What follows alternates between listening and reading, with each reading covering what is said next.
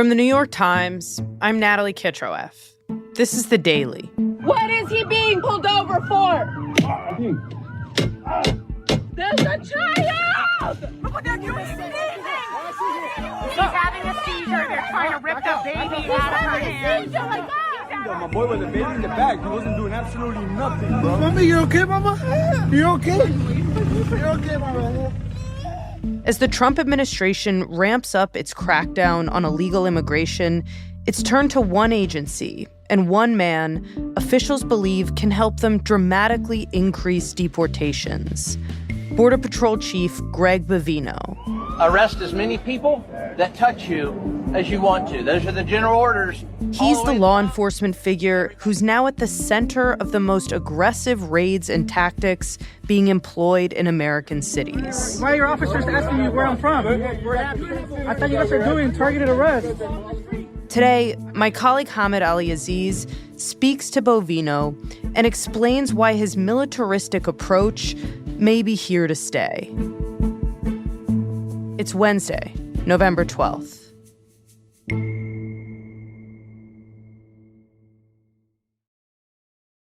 Hamid, we're now almost 10 months into the Trump administration's crackdown on immigration. And over the course of that period, you've come on the show at several points, and you've told us that despite all of the videos that we're seeing of these ICE raids and these arrests and these very aggressive enforcement tactics, the administration is actually frustrated internally with the pace, the slow pace they see of deportations. And you've been reporting recently on the changes that they are making to try to address that. So let's start there. Walk me through that. Yeah, the Trump administration, when they came in, they promised mass deportations. And as part of that, there was this massive push earlier this year to arrest 3,000 people a day. That was the goal. And ICE has gotten nowhere near that goal. Across the country, typically ICE on a weekday is averaging around 1,300 arrests. And because of the inability to get these numbers, there have been constant changes at ICE, and not just recently, but throughout the year. They've replaced their director, they've replaced multiple senior officials, and a couple weeks ago, they got rid of almost half of the senior leaders across the country. Just to drill down here for a second, what is it that the administration is actually taking issue with? What are these leaders doing wrong, according to the administration?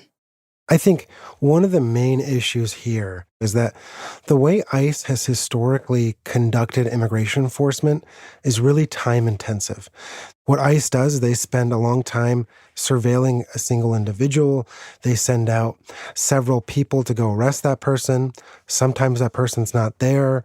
So there's so many resources, there's so much time just to get a small number of people.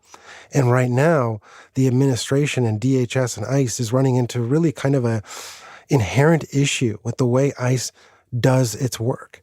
It sounds like you're saying they see ICE as actually too methodical, which honestly is sort of hard to square with the images that we've seen of these agents tackling people, slamming people to the ground, breaking families up. But then again, we did talk to you a couple months ago about an ICE raid that you and one of our producers went on.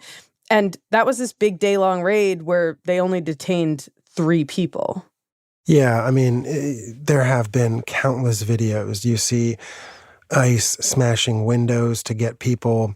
We've seen officer-involved shootings involving ICE. There are these really dramatic videos of ICE conducting immigration sweeps in the country, but for ICE, that's the type of drama that they want to avoid. Typically, what they want to do is they want to secure the scene, they want to get in and out, and they take a lot of pride in conducting their immigration enforcement in this manner. But of course, to pull off a smooth raid, it takes time and planning, and the agents have to be meticulous in the lead up. And as far as the administration is concerned, time is something that ICE just doesn't have. So they've looked to another agency, and that's Border Patrol. Border Patrol typically operates near the southern border. They are in charge of stopping people who cross into the country illegally. And they're more willing to be in your face, to be more militaristic in many ways. And they're very aggressive in their approach. And they've been really behind some of the videos that have gone viral, including, people being chased at Home Depots, raids on apartment buildings, people being arrested at car washes. These are Border Patrol, not ICE. And now the administration wants them to do more and to be really at the forefront of immigration enforcement in the United States. And the guy that's overseeing all of this, the person who is the commander of this operation, is a guy named Greg Bovino. Hey, Chief, how are you? I'm doing good. How are you doing? I'm doing well. So I recently spoke with him to understand his career, where he came from, and why he's been empowered by the Trump administration. And when you hear his story, it's pretty clear that his whole career has been leading up to this point. And where does that story start for him? Well, really at a young age, he's somebody who was drawn to the agency through books, through film. I'm sure I'm not going to be telling you anything you don't know. The game's a little different around here.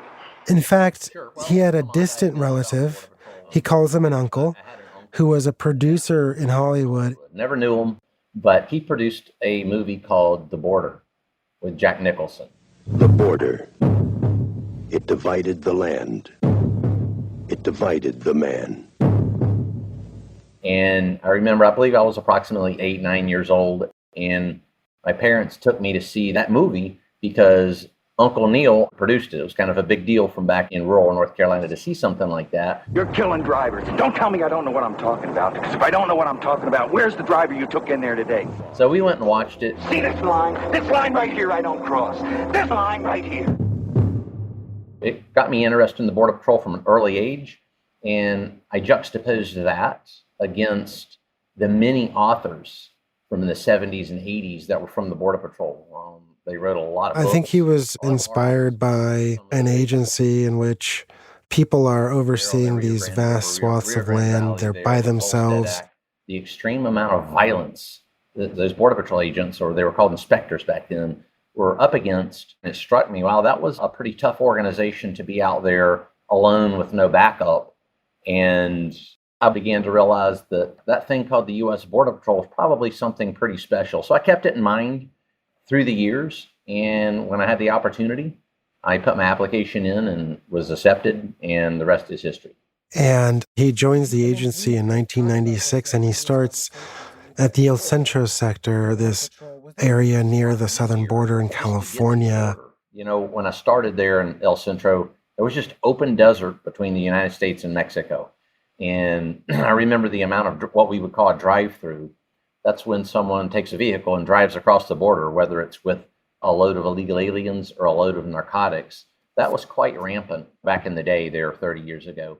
Now, and pretty quickly, he's almost put into the scenario that he imagined as a young man, this area that's vast swaths of land. There's not a lot of agents out there.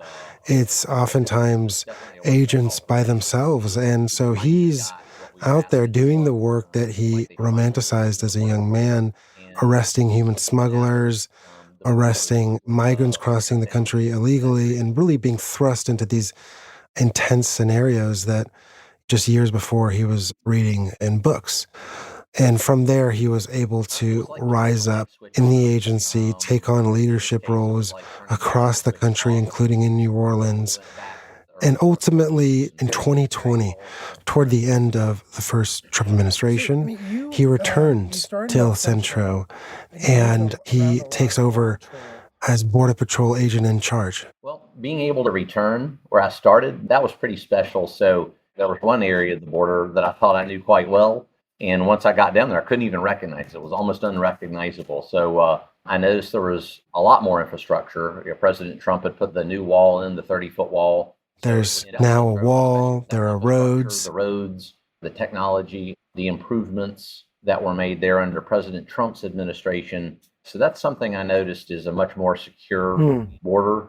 And perhaps most consequentially, the policies are much different. The Trump administration at this time in 2020 has enacted a sweeping border policy that allows agents to quickly turn back people, deport them without any process or access to asylum. We finally got what we were asking for. It's like they finally listened to the Border Patrol. And of course, this was, in the administration's reasoning, as a result of protecting the American public from the spread of COVID. Right. This was Title 42, the measure that allowed them to immediately deport people who tried to cross the border because of the public health emergency. Exactly. So it sounds like Bovino is excited by the Trump administration's full-throated approach to enforcement. How does he experience Biden coming to office? He was not a fan. It was like turning a light switch on and off. In this case, it was like turning the light switch off. We went back to the dark ages. So during the Biden administration, it's important to note that the Biden administration continued to use Title 42 during the early years. But one thing that happened was... I remember the order was given there from that leadership in D.C. It was called throughput and decompression. There were so many people crossing the border that one of the strategies the administration took was to, quote unquote, decompress their border facilities. In other words, to release people into the country with immigration court hearings or with notices to go see ICE. And so during that process, many people, hundreds of thousands of people, were allowed into the country after they had just crossed illegally. And it's just a massive onrush of millions of illegal aliens. You realize that, a policy like that, how damaging that can be and how much work it could undo. It undid a lot of work, decades of work, all in a 24-hour period, basically. And that's all it took. And for Border Patrol, that was really demoralizing and upsetting. And Greg Bovino really kind of embodies that. Right. We both actually covered this at the time, Hamid. I was covering this from the Mexican side of the border as a foreign correspondent. You were in the U.S. Bovino describes what he calls a totally open border. That is an oversimplification. But it's true that we saw a more porous border under Biden, and there was this huge influx of people. And rather than turning all of them away, there was this release into the country of many of these people. Yeah, I think that's right. I mean, I think during the Biden years, there was not an open border. There were certainly people who were crossing illegally and being turned back. But during that time, there were so many people crossing that many people got through. Yeah. And for other migrants, there was this kind of idea, there was a message being sent that the Biden administration wasn't going to go to the lengths that the Trump administration was willing to go to, To stop them from entering. Exactly. And as a result of that, you started to see hundreds of thousands of people crossing and willing to take the risk of potentially being deported because they knew there was a good chance that they wouldn't be and they would be allowed into the United States. So here's Bovino. He's on the forefront of this in many ways. He's right on the border. And he's saying the Biden administration is asking his agency to do the opposite of its mission. So how does he respond to that? Yeah, for him, he feels like he's not going to go along with what's happening in other parts of the border. He's going to try his own approach in his area. One of the things we did in El Centro sector is we didn't do throughput and decompression. We continued to give consequences to those who would come across the border. And one of the interesting things is when you do provide a consequence to an illegal alien that comes across the border, guess what? They don't want to cross the border where you're providing consequences. So despite what he sees as the Biden administration's stance of releasing migrants into the United States, he says that in his sector, they kept on turning back migrants at the border and deporting them. And toward the end of that time, as he's getting more and more frustrated with the Biden administration's policies, alongside other Border Patrol agents who felt the same, he decides to amp things up even more. What does he do? In January of this year, in the final weeks of the Biden presidency, he conducts this sweeping operation in the Central Valley of California. Operation Return to Sender. So Return to Sender was there in Bakersfield. CBP stationed over 60 agents in and around Kern County, claiming the operation... This is an area that is really vibrant with farm workers, many people from Latino backgrounds. And so he decides to send his Border Patrol agents there. Arresting 78 people whom they said were illegally in the U.S. from Peru. And pretty quickly, there are these scenes that immigrant advocates like the ACLU are reporting back. You know, farm workers who were in vans driving to work, pulled over, stopped, and arrested. The alleged crimes spanned from child molestation to drugs and narcotic seizures to DUI convictions, vandalism, burglary, and domestic violence. People at a Home Depot stopped and arrested. I went out yesterday to 2 stores in Arvin, and they were all empty. People who have status of some sort, including U.S. citizens, briefly detained. What we're hearing is that the CBP pulling cars over and profiling folks. And we went to Bakersfield because of what we had seen there coming from the border, where it was going to, where these smuggling networks were smuggling. And it certainly opened our eyes to the need for interior enforcement, whether it's attacking the smuggling networks going to and through Bakersfield or those illegal aliens that were already in Bakersfield. Because there are a couple of things that are worth pausing to talk about here. First of all, the tactics that he's using in this operation, pulling people over on their drives to work, sweeping up some American citizens in the process, that's a real escalation from what we were seeing at the time. But maybe just as important is where this operation is happening. It's not at the border. He's going into the interior of the country. And I'm wondering if you see this as a test where Bovino is starting to expand the idea of where the Border Patrol does its work. Yes, definitely. I think for them, it's the idea here is border enforcement doesn't stop at the border. People who cross illegally into this country, we're going to find them wherever they are. How unusual is that, Hamid? Because I've only interacted with Border Patrol at the border. Is it something they've done before to go into the interior and do their work that way? Yeah, I mean, there have been arrests of human smugglers, one-off events. Border Patrol has helped in the past. But this type of operation in which they are acting as essentially ICE officers, that type of thing is very unusual. That is something that I have not seen in my years of covering immigration. And so what's the reaction? Like, is there fallout? What happens? Yeah, definitely. Community members are upset. Immigrant advocates and lawyers are upset. And pretty quickly, the ACLU files a lawsuit calling out the work of Greg Bovino and his agents, basically saying that they were stopping people at random and arresting them without the level of reasonable suspicion that is needed to talk to them and to ultimately later to arrest them. They believe that this was a sweeping operation targeting farm workers based on their appearance. And a federal court judge found that Border Patrol and Greg Bovino had actually violated the law and the way they operated in California's Central Valley. But despite that, Bevino sees that operation as a clear success. And it was a kind of test case for what it would look like if Border Patrol agents actually went into the interior of the United States and arrested immigrants. Do you think at the time, despite the questions over the legality of the operation, Bovino might have seen Return to Sender as a model for the incoming Trump administration for how they might want to carry out enforcement? We don't know exactly, but it's pretty clear that Bevino feels like this is the right way to handle immigration enforcement. This kind of no apologies, going into communities, rounding up people, and operating really aggressively in public spaces is exactly the kind of thing that really President Trump promised in his campaign.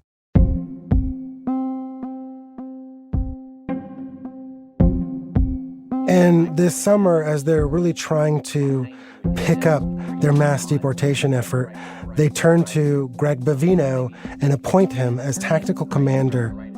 We already had the model down. We already knew what we were doing. And once we started, that good work spoke for itself. And essentially unleash him on American cities. We'll be right back.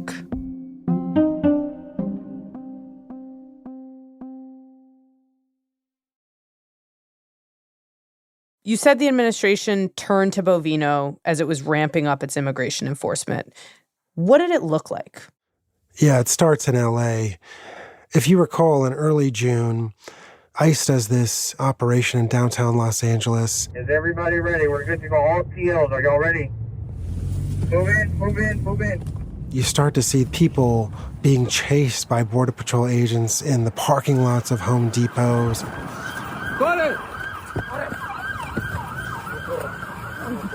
Car washes are another main area for Border Patrol agents to arrest immigrants. You see food stands on the street. Hey, no les abra! Yo, are you fucking serious, bro? Suddenly, there are all these videos coming out of Los Angeles. Leave him alone! He's a U.S. citizen! No, bullshit! Get back on the sidewalk! Showing a really almost chaotic immigration sweep. It unleashes mass protests.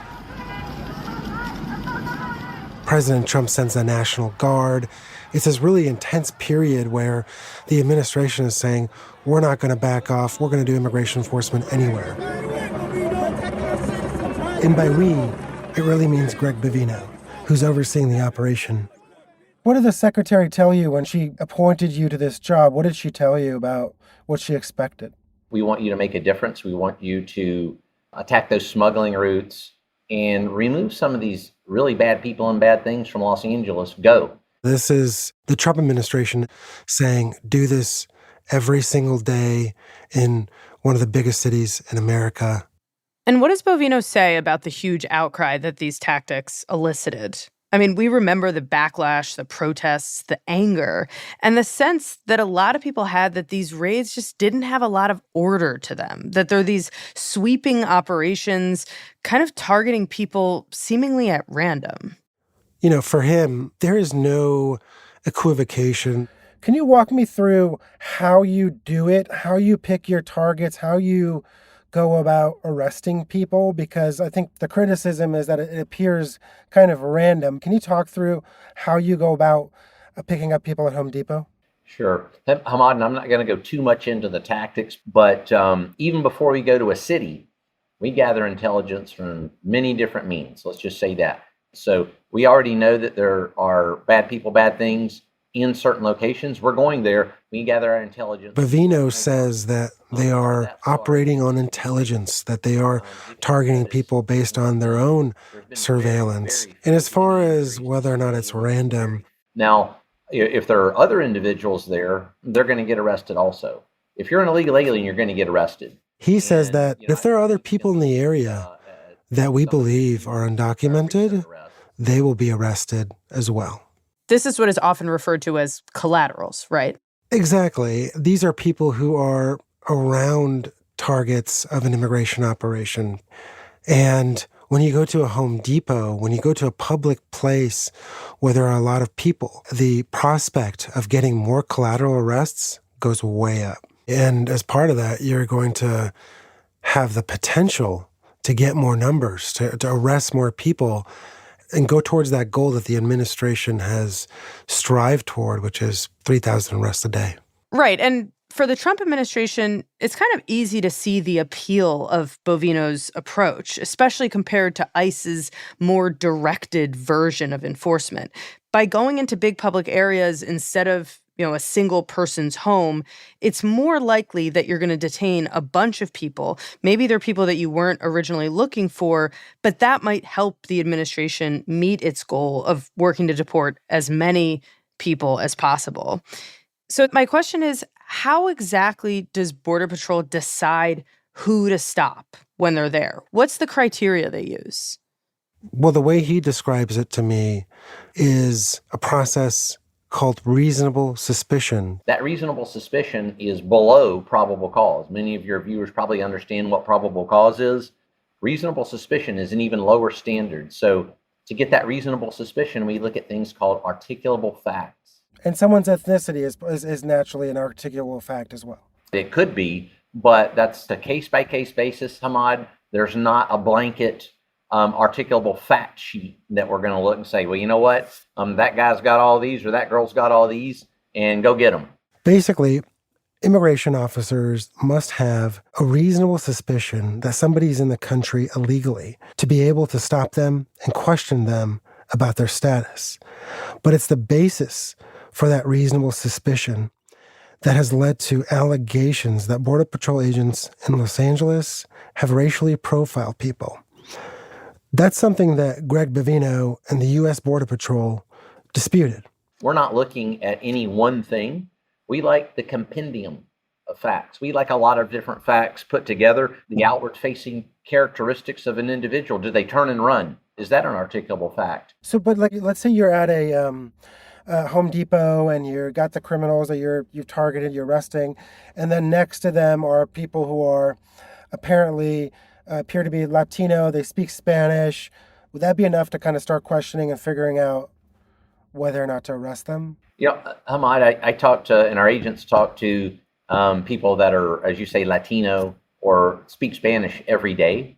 And a lot of those folks are legal permanent residents. They have legal documents. It happens all the time. Not a big deal to us if someone speaks Spanish. I speak Spanish, not the greatest. His Spanish, contention, his main thing to push back on that is this idea that the idea of just speaking Spanish is not enough for them to arrest somebody. He points to, hey, we've arrested people from Europe, including from Poland. So we're not racially profiling in the way that people are saying that we do. I can't speak Polish, but guess what I can do? I can gather those needed legal articulable facts to put together that individual is an illegal alien from Poland. What do you make of that response, Hamid? Because when you hear that Border Patrol agents are showing up at a Home Depot and picking people up because they look Latino, it's hard to see how that isn't profiling. And of course, we're hearing that the people they're picking up are often Latino citizens of the United States. Yeah, I mean, the reality is that in the arrests that we've seen in Los Angeles and elsewhere, they are picking up people oftentimes who are Latino. And these core questions of when and where Border Patrol and immigration enforcement agents can make arrests went all the way to the Supreme Court. And tell us what happened there. So a federal court judge had limited the way Department of Homeland Security could operate in Los Angeles. But the Supreme Court blocked that order temporarily. And in his opinion, Justice Kavanaugh said that it wasn't the role of the federal court judge to tell the government what it could and could not do when it came to immigration enforcement. And in fact, Kavanaugh said that immigration officers can use ethnicity, at least as a factor in the decision to stop someone on the streets. And of course, I think this ruling really kind of emboldened the Department of Homeland Security and Greg Bovino to continue with their actions in Los Angeles and elsewhere. This is Kavanaugh basically agreeing with Bovino's argument that ethnicity is a legitimate factor that can be used as agents are out there deciding who to question on the streets. So Bovino gets this legal validation from the highest court, at least temporarily. He's got the administration's backing. What does he do with that? Well, of course, they continue going hard in Los Angeles, hitting Home Depots and car washes. But the Trump administration decides it's time for Bevino and his agents to go from Los Angeles to Chicago, where they take things up a level. It's hard to see, but there's a helicopter right there on this building.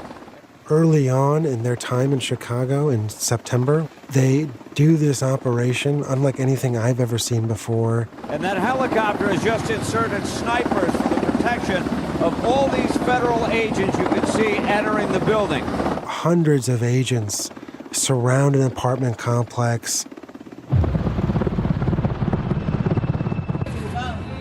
They film a video showing agents rappelling down from a helicopter, bright spotlights.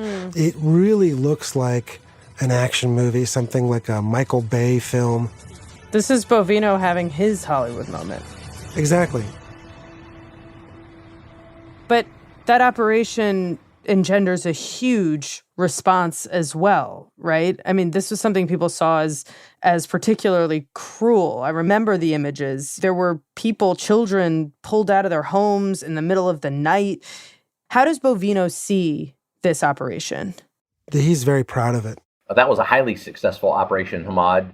Remember, there was a lot of American citizens in that apartment building that were being preyed upon by violent gang members.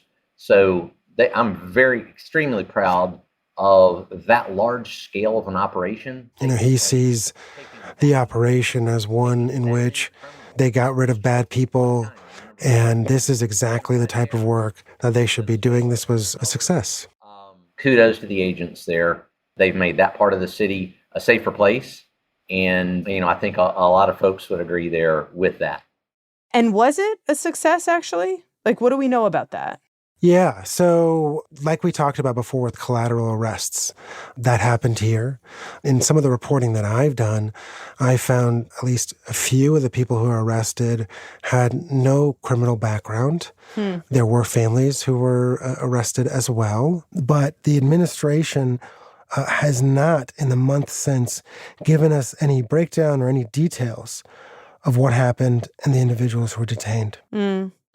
So I think, this operation in many ways symbolizes the immigration debate in the country. For one portion of the country, this was an overreach. Law enforcement agents rappelling down from helicopters, arresting a bunch of people at random at times, completely inappropriate. Whereas for Bevino and supporters of the Trump administration, this is exactly what should happen. Ultimately, if you're in the country illegally and you're arrested, that's the exact thing that should happen. Yeah, this is very much in line with the White House's policy of zero tolerance. If you committed the crime of crossing the border illegally, the administration is going to go after you. And they say, look, this is what people voted for. Bovino is just following through on that. Yeah, Bevino, DHS, ICE, the administration, when they're talking about their crackdown on immigration, at the forefront, they want to talk about people with criminal records. But when you point to people who don't have criminal records, they say, well, those people crossed illegally and they're in the country without any form of status. They should be arrested as well. There's no forgiveness. And what about any legal challenges to these tactics? Where are the courts on this today? Yeah, there are lawsuits in Illinois right now over the use of force by Border Patrol agents there, which has really been a hallmark of their operation. Bevino was recently actually called to testify in that case where a judge seemed particularly skeptical that it was necessary for agents to use force on the streets during their operations. I think by the end of the year, we should expect that the Supreme Court will weigh in one way or another on Border Patrol's tactics. And in the meantime, I think for Bevino and DHS, they believe what they're doing is completely appropriate and necessary. Do you ever worry that you're going too far, that people are saying, the descriptions of the operations you're doing, some of the use of force? Do you ever worry about any excess enforcement? Does that ever come into your mind? No, it doesn't, because especially those inner city residents here in Chicago who have been silenced by the Governor Pritzkers and the Mayor Johnsons, those inner city residents come out and say, please stay, please do more. So he's claimed that he's been stopped by residents in Los Angeles and Chicago who've said they support what he's doing. And he believes that the people who are opposed, who are protesting, they're actually in the minority. What we do know is that his approach is fully in line with what the Trump administration wants. The leadership at Secretary Noem, the Trump administration, President Trump, have you heard that people are, supportive and happy with the work that you're doing in the country? Well, yeah, that leadership you're talking about, I call that the leadership dream team. That light switch that I said went off during the last administration went back on this administration, except when it went on, it's so bright that I have to put sunglasses on just to even see now. And so I asked him, is this operation, are you going to take it to other cities? That's the $1 million question here. That's the $1 million question. All I can say is stay tuned. And, he was a little bit coy, but it certainly seemed like yes. And they seem to be appreciative. We're in lockstep with Ma and Pa America, with the taxpayer. And thank you for having me here on the podcast. Thank you so much for your time. I really appreciate it. Have a great day. Let's do it again. Thank you. Okay, I hear the argument that he's making, but that does seem to be in conflict with all this public polling that we're starting to see that gets at the response to these tactics. Because while the administration has empowered Bovino, there are growing signs that many voters really don't like these methods. Yes, they might support deportations, but they're not necessarily in favor of this approach, these aggressive scenes that we're seeing play out, especially in Chicago. And so I wonder if you think there's any risk politically here for Trump and his administration in doubling down on Bovino and his style. Yeah, we recently saw the president go on 60 Minutes and say that, in fact, agents aren't going far enough. So certainly for him, it seems like he's supportive of a more aggressive approach. But you're right. I think how this plays out with voters is going to be key. We'll probably see some of that in the midterm election next year because these images are everywhere. We're seeing them on a daily basis. So until something changes, either in the courts or through an election, I think Bovino's style and his influence is only going to grow. And I mentioned earlier some vacancies within ICE, them replacing some senior leaders inside the agency and across the country. In fact, some of those people have been replaced with ex-CBP officials. So officials who worked at the agency that oversees the Border Patrol are now being put in a position to lead ICE. Do you, Hamid, take that as a signal that what you described as ICE's more considered approach, more methodical approach, is on the way out? What are the implications of that?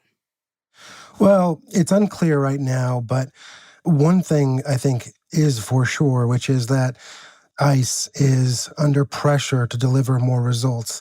The Trump administration wants more arrests. They want more deportations. So ICE is on notice. But I think as a result, there could be increased violence and confrontation in cities between protesters and the federal government. Well, Hamid, thanks so much. Thank you for having me.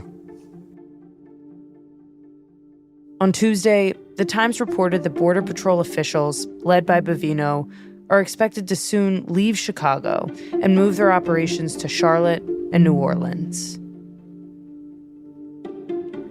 We'll be right back.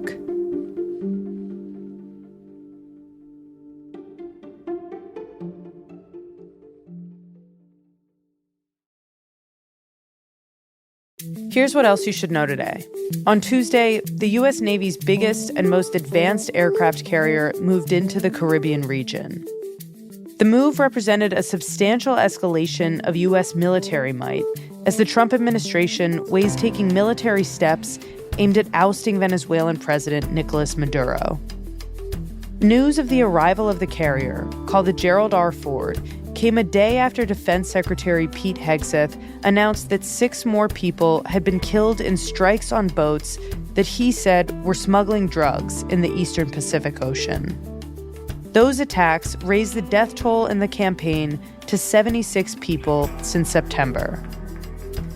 The presence of the Ford, alongside 3 missile-firing Navy destroyers, brings the total number of military personnel in the region to more than 15,000, making it the largest U.S. buildup in the area in decades. Today's episode was produced by Carlos Prieto, Stella Tan, and Mooj Zaidi. It was edited by Rachel Quester, Liz O'Balin, and Michael Benoit. Research help by Susan Lee. Contains music by Dan Powell and Marion Lozano, and was engineered by Alyssa Moxley. That's it for The Daily. I'm Natalie Kitroak. See you tomorrow.